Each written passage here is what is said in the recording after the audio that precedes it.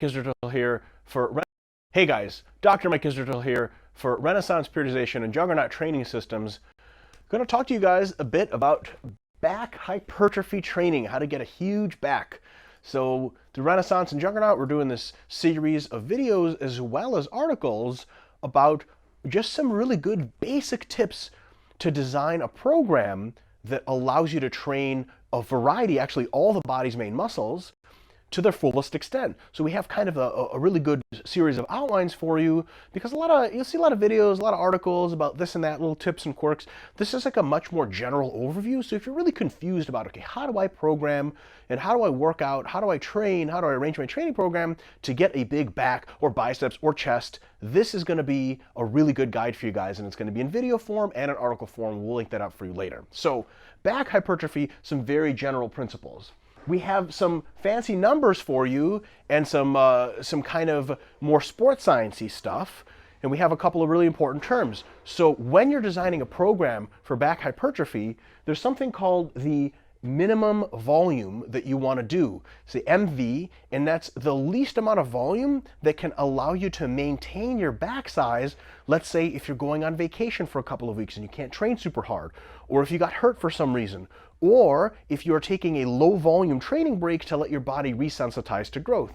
The minimum volume there is about 8 sets per week. So that means if you do like 4 sets of pull-ups on Monday and then 4 sets of bent rows on Thursday, as long as the sets are hard and heavy, you can do that or weeks and weeks for sure and not have to worry about losing any size. And that's a really good thing, right? Because or if you sciencey stuff, a couple of really important terms. So when you're designing a program for back hypertrophy, there's something called the minimum volume that you want to do. It's the MV, and that's the least amount of volume that can allow you to maintain your back size.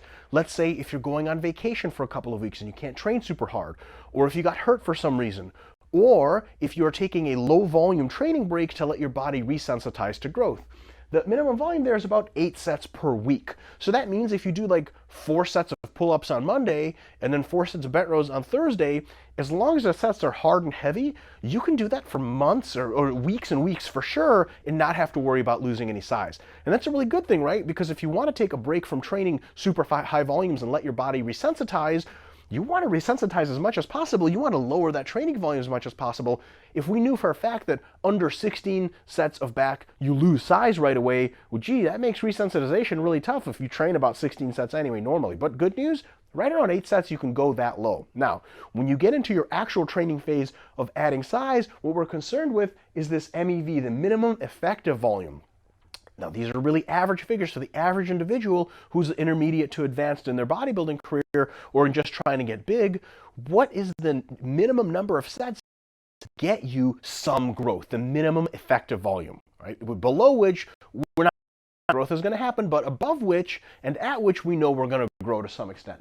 That is about 10 sets per week. So if you do 5 sets of bent rows on Monday and 5 sets of pull-ups on Thursday, most individuals will get some growth. And that's a minimum amount of growth. That's where you usually want to start your mesocycle. All right. So when you start loading your mesocycle, the first week 1, at least about 10 sets of total working stuff for back. Now, the MRV for back is usually at about 20 to 25 sets per week. Something around that is going to be more than what most people can regularly handle. So MRV, maximum recoverable volume, that's going to cap the end of most of our mesocycles. So we can start our mesocycles no lower than about 10 sets per body part or for the back per week, and then we end them at no higher than 25. Now that's a very general figure. Some individuals have to start higher or lower. Some individuals won't be able to get quite as high as 25 sets per week for their MRV. Now, we have another figure there that says MAV, maximum adaptive volume. That's the volume at which you experience most of your gains. Now remember, the overload principle applies, which means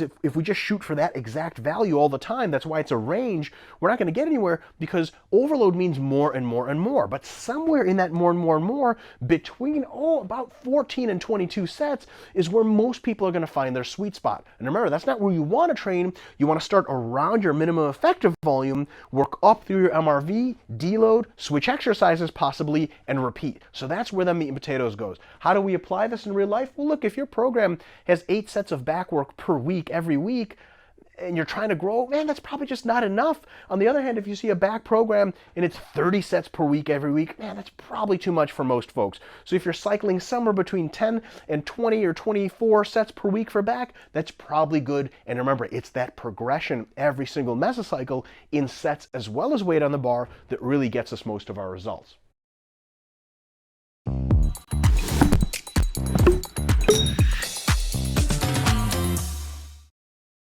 On the bar that really gets us most of our results.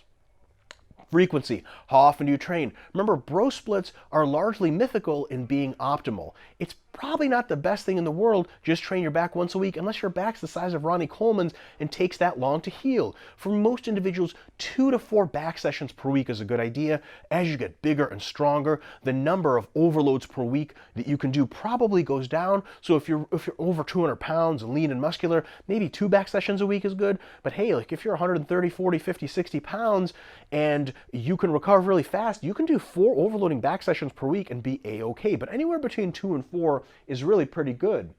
As far as intensity, we want sets to be of a weight that's challenging for between 6 and 20 reps on average.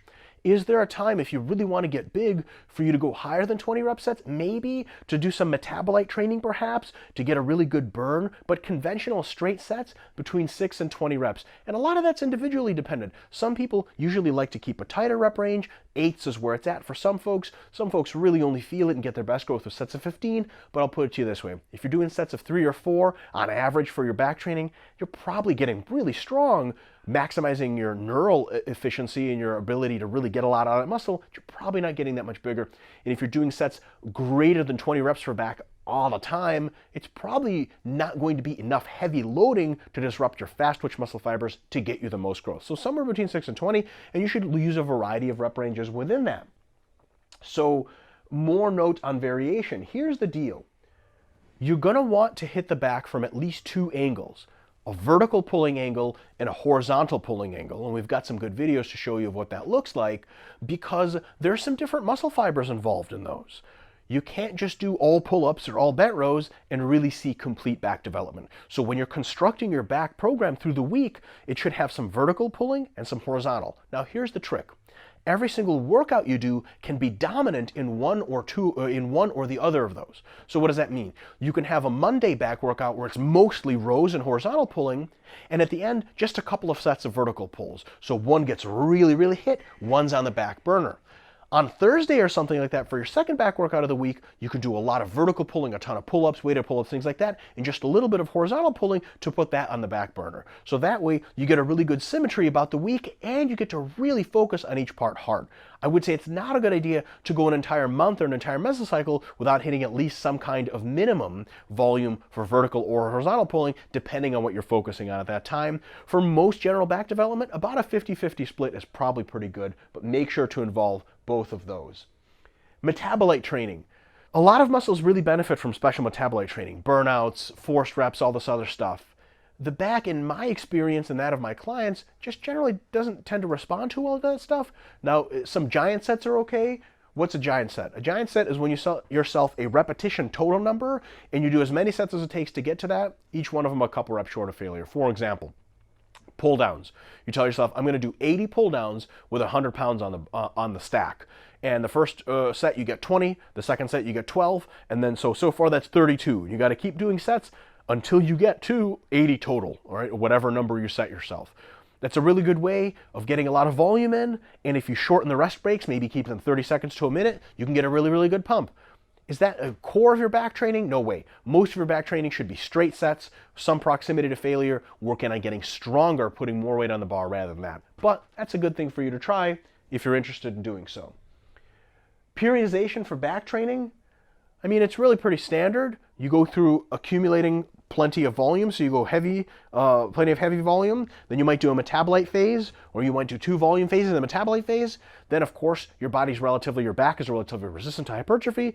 You do a kind of a low volume phase, maybe about a month or so, where you do sets of maybe 6 reps, close to that minimum volume that it takes to keep your back the same size. You really let everything recover, everything heal. You get a little stronger during that time because the weights are heavier. Then you can come back to loading the volume again. So the periodization is pretty conventional.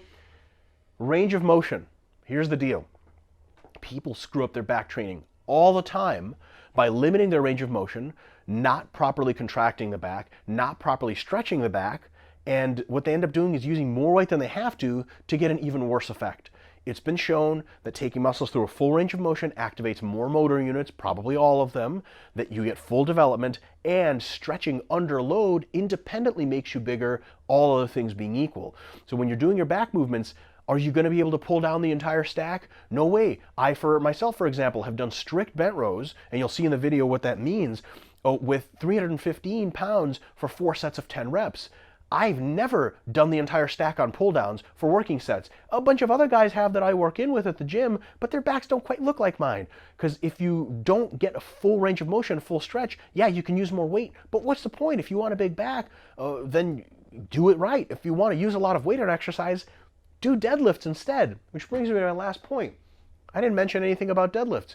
In the male physique template structure that we've designed for you guys, we have deadlifts and stiff-legged deadlifts in the glute and hamstring actual exercise components. But that doesn't mean they don't grow your back. So the cool thing about back is when you hit your glutes and your hamstrings properly through deadlift variations, your back grows a ton. And we'll talk a lot more about deadlifting and also about how it grows your back when we talk about glutes. So for the time being, if you like this video, awesome. We have an article link for you. You can link right up and read much more in depth and detail the kind of generalities that I just spoke about. And in addition to that, if all this sounds really cool to you, but you want a pre-existing structure already and a routine that auto-regulates your programming, you pick the exercises and it does the rest. We have the male physique templates available for sale at Renaissance. Give those a look. They might be up your alley. So far, a lot of people like them. And we've only had a couple of people do too much volume and never come back again to see their friends. That last part's a joke. See you guys next time. Mike Israetel for Renaissance Periodization and Juggernaut Training Systems.